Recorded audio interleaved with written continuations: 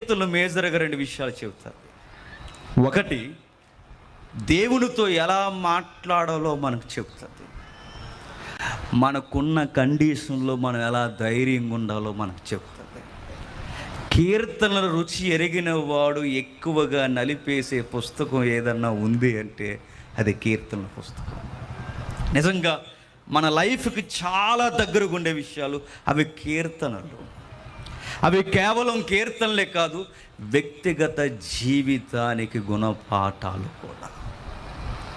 అందుకేనండి క్రైస్తవ్యంలోనే కాదు, ఎంతమంది కవులు వచ్చినా, ఎంతమంది కీర్తనలు రాసినా బైబిల్ కీర్తనల్ని దాటిపోవు. అవి ఎందుకు దాటిపోవు అంటే కేవలం ఒకే ఒకటి, వారు అనుభవిస్తూ దేవునితో దోబూచులాడుతూ దేవునితో పెనుగులాడుతూ వారి లోపాలని సరిచేసుకుంటూ వారి వ్యక్తిగతమైన జీవితంలో ఎన్నో అనుభవాలు చూస్తూ కీర్తనలు రాశారు. ఈరోజు కీర్తనలు ఎలా రాస్తున్నారు చెప్పండి? ఈరోజు అనుభవాలతో కీర్తనలు రాసేవారు లేరు, అయిపోయింది ఆ కాలం. ఈరోజు అనుభవాలతో కీర్తనలు ఎక్కడున్నాయి చెప్పండి?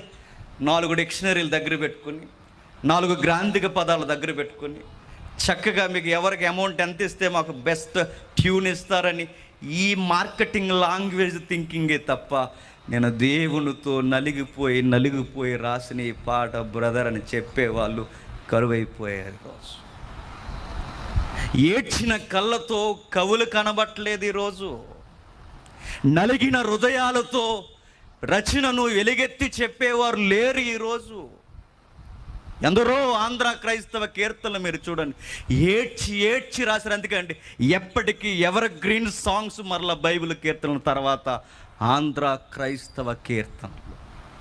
ఇప్పటికీ మీరు చూడండి, ఆ రోజుల్లో ఈ రోజున్న సినిమా యాక్టర్ లాంటి వారు పాడారనుకుంటున్నారా?